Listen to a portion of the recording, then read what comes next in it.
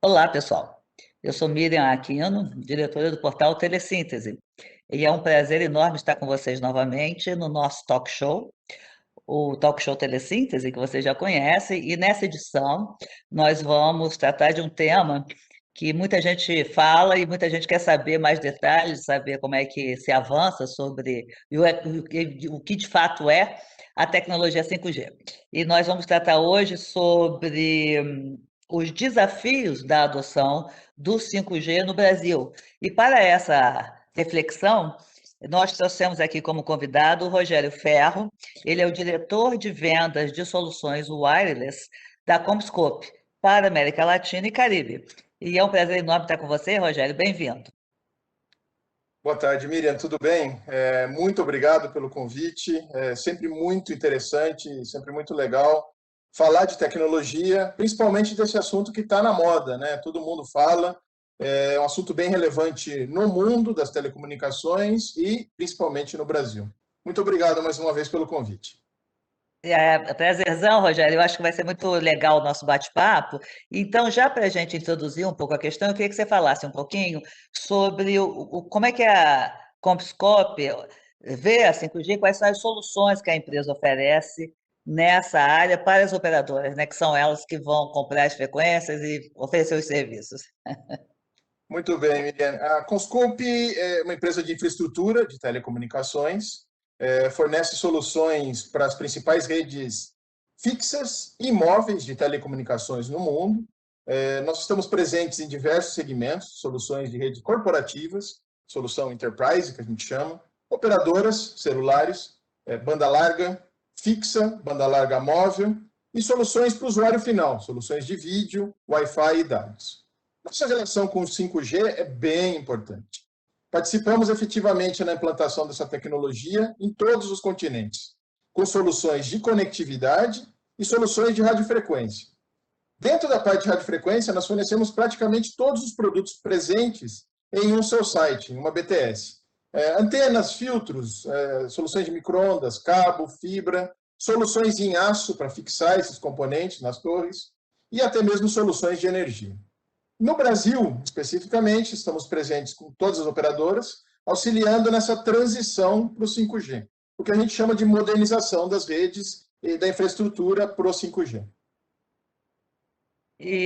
Rogério, como você vê, avalia o desenvolvimento desse serviço no Brasil, já que a tecnologia 5G promete ser disruptiva, né?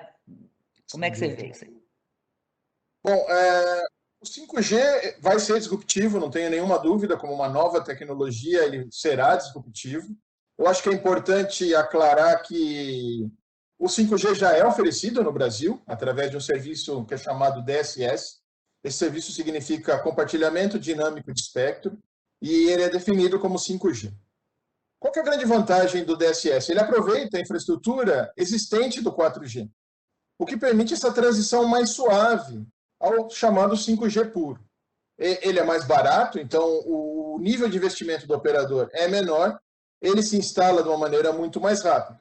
E para o usuário final, o DSS ele entrega uma taxa de transmissão superior ao 4G tradicional.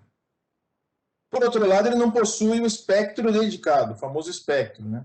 E ele utiliza a infraestrutura do 4G. Então, ele não entrega todo o potencial de uma rede 5G, com taxas de transmissão super altas e a baixa latência. 50% das operadoras na Europa e nos Estados Unidos já utilizam esse DSS. Quando a gente vai para o 5G puro, onde a gente vai ter uma taxa de dados muito maior e uma latência muito menor, essas características permitem que o 5G suporte uma série de serviços que hoje já são suportados, mas vão evoluir. Então, quando a gente fala em internet móvel, ela vai ser muito mais rápida. Hoje a gente fala em streaming em alta definição, alguns casos até em 4K. Com o 5G, já se fala em 8K. A experiência do usuário em jogos online vai ser muito mais rica. E uma possibilidade quase que infinita de avanços nas comunicações máquina a máquina, o que a gente chama de internet das coisas, o famoso IoT. E, Rogério, e para esse mundo aí que você acabou de falar, maravilhoso, com tanta coisa que vai acontecer de demanda do usuário final, né, que a gente vai querer cada vez mais coisa, como é que você vê, então, quais são, de fato, os desafios que as operadoras vão enfrentar com o 5G e o que você recomendaria ou sugeriria que elas deveriam superar, como elas deveriam superá-los? Bom, Miriam, os desafios para a implantação do 5G não são poucos. E eu gostaria de focar essa discussão em dois principais. Um é a legislação e o outro é o custo de implantação. Quando a gente fala de legislação, nós temos muitos desafios e o primeiro passa pela compra das frequências. O leilão do espectro. A gente tinha essa expectativa de que no começo da segunda metade do ano já ocorreria e aparentemente ele foi postergado novamente, vai mais para o final do ano. Dentro da legislação, nós também temos a dificuldade de obtenção das licenças de construção de cada um dos seus sites. A gente tem que lembrar que no 5G a gente precisa ter muito mais cell sites, muito mais antenas. Primeiro, pela capacidade. Para oferecer mais taxas de dados, a gente precisa ter mais capacidade. E também porque o 5G vai usar uma frequência mais alta, o que faz com que o sinal de RF se propague menos. Então, aí a gente tocou um pouco na questão da legislação. Com relação ao custo, nós temos investimento em equipamento, investimento nas frequências e o custo da operação. Focando um pouquinho no custo de operação, um exemplo clássico do 5G é o consumo de energia. Então, a gente fala muito em tecnologia Massive MIMO, então, várias transmissões e várias recepções do mesmo sinal. Um site em Massive MIMO, ele vai consumir muito mais energia que um site 4G tradicional. E seguramente as operadoras vão ter que adotar uma tecnologia mista em termos de MIMO, que é a transmissão desses sinais. Então, em vez de transmitir múltiplos, seguirá transmitindo múltiplos, mas uma ordem um pouco mais baixa. Em resumo, Miriam, como sempre, buscar esse equilíbrio, usar as várias tecnologias que estão disponíveis para que feche o modelo de negócio. Afinal de contas, o modelo de negócio das operadoras tem que fechar. Né? Rogério, aí depois a gente vai conversar no futuro, espero que não, para não enfrentar a crise elétrica que pode vir aí, que é outro assunto, que você falou aí do alto consumo de energia, né? Mas você falou em relação à questão das antenas, que é um problema recorrente que a gente ouve aqui no setor, né? Como é que você vê hoje essa dificuldade? Qual é a dificuldade pela ampliação dessas estruturas? E o que você acha que pode ser feito? Como resolver essa questão? Bom, Miriam, densificar é fundamental. Então, o que é densificar? Né? Aumentar essa quantidade de antenas, de torres, de sites. Sem isso, não tem como a tecnologia entregar tudo o que ela pode oferecer. A busca por esse equilíbrio de custo, licença, conectividade entre os sites, esse é um outro ponto super importante, né? A comunicação entre cada um desses sites. É uma equação que todo mundo terá que resolver no 5G. O que a gente vê de exemplos no mundo? Sites menores, sites instalados em postes ou camuflados, tem o nome de Metrocell em alguns dos países, e esses sites vão ter coberturas mais restritas, e a ideia é que a instalação desse site seja simplificada. Instalação e o impacto visual, portanto, a legislação deveria ser mais simples em termos de aprovações. Outra tecnologia que surge, a gente tem ouvido muito, é a questão da Open RAN, ou a rede aberta.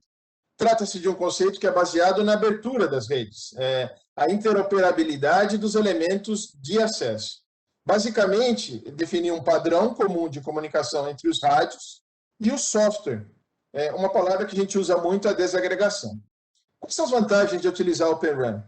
Primeiro, à medida que você agrega mais empresas participando do ecossistema 5G, você traz concorrência. Então, a ideia é que isso gera economias de escala, porque você tem muito mais players participando.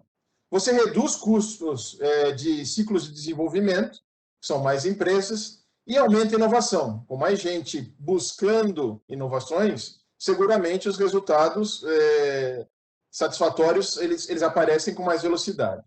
Então, a ideia do Open RAN seria outra tecnologia. Novamente, Miriam, não é uma solução que vai resolver todos os problemas de todos os países e todas as operadoras. sempre a gente tem que buscar um equilíbrio entre todas as tecnologias que estão disponíveis no mercado.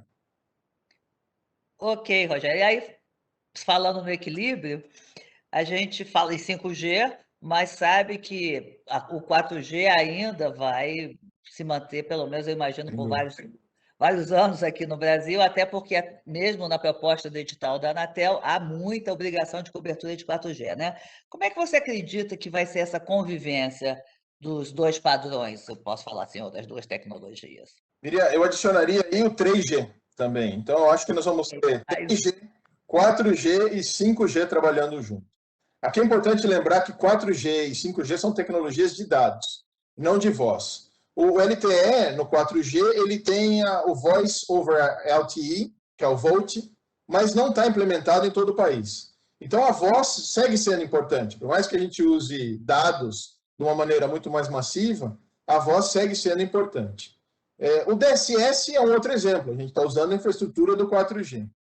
Então, a gente acredita que muitos sites, muitos cell sites, seguirão usando 3G, 4G e 5G por muito tempo. Não vai haver uma ruptura forte, terminamos com essa tecnologia e, a partir de agora, começamos com essa. Aí, Rogério, para não parecer meio contraditória a coisa da disrupção do 5G, a gente sabe que depois de um ano, imagina-se que em 2022, já no segundo semestre, quem comprar as licenças coração do 5G, que são as frequências de 3,5 GHz que eles chamam, né, já vão ter que ter serviços nas grandes capitais com esta tecnologia, né? Como é que você imagina, o que é o mercado, a população, o usuário, o que ele vai estar assistindo, vai estar tendo acesso já de oferta de serviço que você imagina já depois em 2022 com a 5G, Rogério? Interessante. Miriam, o início da oferta vai ser nas grandes cidades. Não tem nada disso. Agora, as operadoras também vão ter compromisso de cobertura em zonas rurais, em municípios menores. Então, aqui a gente já vê um serviço que, embora exista hoje, eu acho que a gente pode considerar como um serviço novo. Mais pessoas, uma maior parte da nossa população vai ter um acesso a uma banda larga mais eficiente.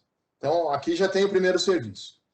A baixa latência do 5G vai trazer novas possibilidades de serviços. A gente ouve muito falar em automação no campo, então serviços para agricultura, para pecuária, a famosa indústria 4.0, automação das indústrias. Cada vez mais a gente ouve em países da Europa e países dos Estados Unidos indústrias utilizando essa infraestrutura para automatizar as linhas de produção. E essa baixa latência, a famosa baixa latência do 5G, extrapolando um pouquinho mais à frente, pode trazer serviços como cirurgia robótica à distância, a questão de holografia, e, eventualmente, aí eu acho que é um pouquinho ainda mais adiante, os famosos veículos autônomos. Novamente, são alguns exemplos, né? A gente está falando dos principais, do que a gente mais ouve, mas o leque de possibilidades é infinito. E você acha que esse mundo vai chegar rápido, pelo menos eu vou conseguir assistir, então. Espero que sim, espero que todos nós consigamos assistir. Tá certo, Rogério. E aí eu queria que você refletisse um pouquinho também. Esse nosso mercado, ele conta hoje em dia com mais de 15.000 provedores regionais de internet, que são os que levam a banda larga fixa a começar a interiorizar, ir para pequenas localidades e tal. E esses operadores, eles apostaram na rede fixa, né? Eles levam rede fixa e vão embora com ela. Aí eu queria um pouquinho a sua avaliação. Junto com o 5G, vem uma nova tecnologia de banda larga fixa, sem fio. Estou fazendo uma tradução livre aqui do FWA. Queria saber se você acha que essa tecnologia é uma ameaça ou é uma oportunidade para os provedores regionais, tá? E como é que você vê, de que forma que os provedores regionais, como é que você avalia, como é que eles se apropriam desse novo mundo 5G que está chegando, para aqueles que não vão para o compra-frequência, enfim, a maioria deles não deve ir porque o preço é muito elevado, né? Como é que você avalia um pouco esse mercado para eles? Miriam, eu acho que o 5G trará oportunidades para todos. Uma nova tecnologia sempre representa mais oportunidade. Inicialmente, se discutia que os ISPs não teriam acesso, de maneira alguma, a essas licenças do 5G, essas frequências. Né? Mês passado, ouvimos que dirigentes de 100 operadoras regionais decidiram assumir o compromisso de compra dessas frequências 5G. E essas empresas apostam na capacidade que possuem na qualidade dos serviços prestados com suas redes de banda larga fixa, para que elas também se diferenciem na oferta de telefonia móvel com a nova licença. Esse é um dos cenários. Outro cenário que também eu vejo como possível é a adoção do que a gente chama de redes privadas. Então, as operadoras grandes comprariam essas frequências e ofereceriam redes dedicadas, redes privadas, a determinados grupos ou empresas para que eles utilizem esse espectro e possam oferecer serviços baseados nessas redes privadas. Reitero, sempre há oportunidades novas com tecnologias avançadas. Esse mercado sempre tem novidade, né? Sempre há Sempre. alguma saída para isso. E aí, assim, embora a gente fale de 5G, eu acho que junto com esse debate no Brasil e no mundo, o Brasil, nesse caso específico, deu uma puxadinha, antecipou um pouco o debate, e destinou uma grande parcela de um espectro para o Wi-Fi 6, que é uma outra onda importante aí que está chegando, tudo no sentido, eu imagino, da oferta de mais banda, mais banda, mais banda para nós, usuários ávidos disso, né? Aí eu queria que você avaliasse, Rogério, de que forma que o Wi-Fi 6 e o 5G vão conviver, se eles são complementares, são concorrentes, como é que você avalia isso, por favor? Legal, Miriam. É uma pergunta muito interessante e o fato da Conscope oferecer os dois serviços permite que a gente fale sem nenhum tipo de polarização. Ambas tecnologias trabalham com os mesmos princípios: alta transmissão de dados, baixa latência e alta capacidade. Isso não tenha dúvida. O 5G ele trabalha com bandas licenciadas. O Wi-Fi ele trabalha com bandas não licenciadas. Então, dependendo do objetivo do negócio, você já vê qual que é a tecnologia que serve melhor ao propósito do negócio. O 5G, ele seguramente oferecerá serviços outdoor e serviços indoor. E o Wi-Fi está um pouco mais focado na questão indoor. O 5G entrega mais segurança na rede do que o Wi-Fi. O Wi-Fi normalmente entrega redes de dados a um custo inferior. Em resumo, a gente poderia ficar a tarde inteira aqui discutindo as vantagens de um ou de outro. Eu acho que o ponto principal aqui são tecnologias que devem e seguramente coexistirão e se complementam, cada uma suportando o seu caso de negócio diferente, e não vejo essas duas tecnologias competindo de maneira alguma. Rogério, muito obrigada, você me ajudou muito. Eu acho que sempre uma conversa com um especialista nos faz refletir e aprender um pouco mais. Eu acho que foi muito legal o nosso papo. Queria saber, pedir para você dar suas considerações finais também e te convidar para uma próxima vez, quando já tiver, sei lá, o leilão resolvido, alguma coisa, a gente voltar a falar para falar assim, eu não disse? Por favor, Rogério, você pode dar suas considerações finais. Legal, Miriam. De novo, eu agradeço muito, sempre muito interessante esse tipo de bate-papo. Acho que falar de tecnologia sempre é muito legal. Convido a quem quiser saber mais sobre o 5G e as soluções da Conscope a visitar o nosso site e sempre à disposição para a gente poder discutir tecnologia, que sempre é um assunto muito, muito interessante. Mais uma vez, muito obrigado, Miriam. Obrigadão, obrigadão, Rogério. Obrigada a vocês todos que estão nos assistindo. Por favor, acessem o site da Comexpo para ter mais detalhes e a gente se vê na próxima. Até mais tarde a gente avisa quando estiver no ar novamente. Um abração. Tchau, tchau. Um abraço, até logo.